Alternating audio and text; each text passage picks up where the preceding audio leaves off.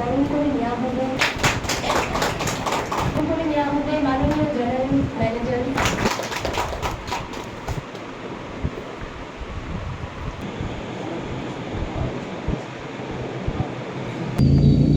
সুকুমার দেববর্মা, দীপ দেববর্মা। ঠিক আছে, তো শুভেচ্ছা রইল সুন্দরীরা। বর্মা, ঠিক আছে, অল দ্য বেস্ট। ঠিক আছে, নাম কি আপনার? শালমণি দেববর্মা, দেববর্মা সাব, জন দেববর্মা।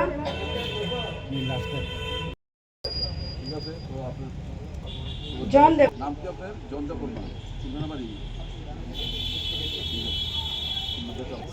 হ্যাঁ, পারবি আপনি এদিকে যান। ঠিক আছে, সুন্দর চালাইবে। ঠিক আছে, শুভঙ্কর দেববর্মা, আর্মি ডিস্ট্রিবিউশন, অরুণ পাইখা, যিনি লাস্ট বেনিফিশিয়ারি শুভঙ্কর দেববর্মান ভাই।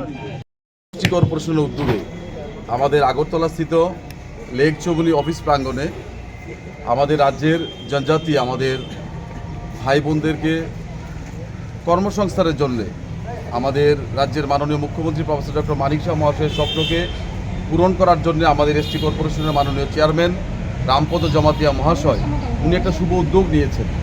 সেই শুভ উদ্যোগটা হচ্ছে আমাদের রাজ্যের ৪৫ জন জনজাতি আমাদের বেকার ভাই বোনদেরকে অটো লোন দেওয়া হচ্ছে। যে অটো সিএনজি অটো সেখানে পারমিট সহ, তো সেই অটো আজকে আমাদের আনুষ্ঠানিকভাবে উদ্বোধন করা হচ্ছে। সেখানে আমাদের উপস্থিত আছেন আমাদের ডিপার্টমেন্টের ডাইরেক্টর তথা এই ডিপার্টমেন্টের আমাদের এসটি কর্পোরেশনের এমডি সুভাষিস দাস মহাশয়। আমার সঙ্গে উপস্থিত আছেন আমাদের ডিপার্টমেন্টের এবং এসটি কর্পোরেশনের আমাদের জেনারেল ম্যানেজার আমাদের অভিজিৎ রিয়াংশ মহোদয়। তোর সঙ্গে আজকে আমরা 14টা অটো আমরা এখানে দিচ্ছি।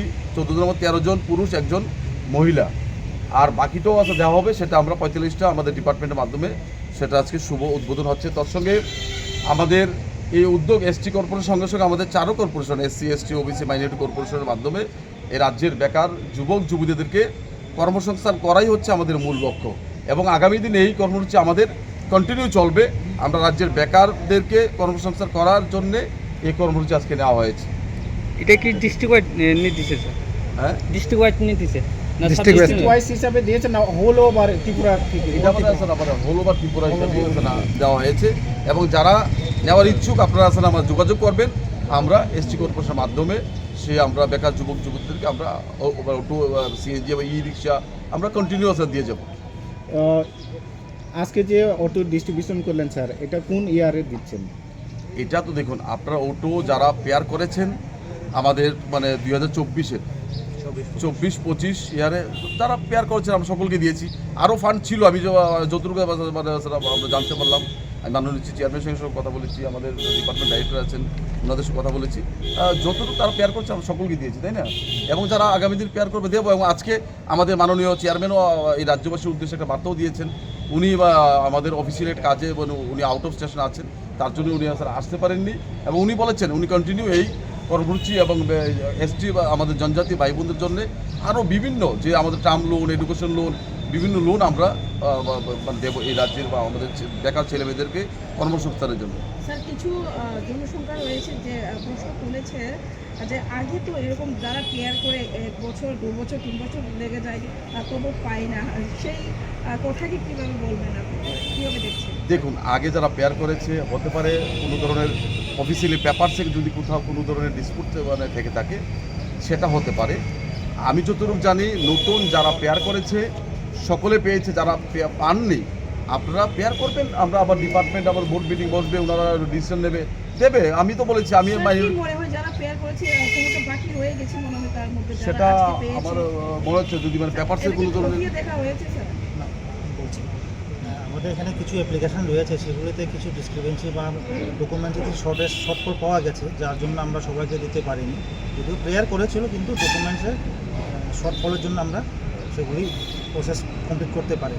তো আগামী দিনে যারা প্রেয়ার করবে তাদেরকে আমরা নিশ্চয়ই বিবেচনা করব, এবং আমাদের করতে রয়েছেন, সবাই মিলে একটা ডিসিশন নিয়ে তাদের কীভাবে আমরা দিতে পারি সেটা যারা পেয়ার করেছে তারাই বলেছে, আমাদেরকে জিজ্ঞেস করেছে যে তারা পেয়ার করেছে কিন্তু অনেকে পায়নি, সেই কথা আপনাকে জিজ্ঞেস করলাম স্যার। ঠিক আছে, সেরকম যদি বিশেষ কোনো কিছু থাকতে পারলে আমরা সেটা স্যার কত তাড়াতাড়ি সম্ভব যারা পেয়ার করেছে সেই এতে খতিয়ে দেখে আবার আপনারা উত্তর দেবেন? আমরা খুব তাড়াতাড়ি আমরা সেগুলোকে ডিস্ট্রিবিউট করার চেষ্টা করবো, যেহেতু এটা একটু টাইম কনজিউমিং, যেহেতু এটা পারমিটের ব্যাপার রয়েছে, তার জন্য আমাদের একটু টাইম লেগেছে।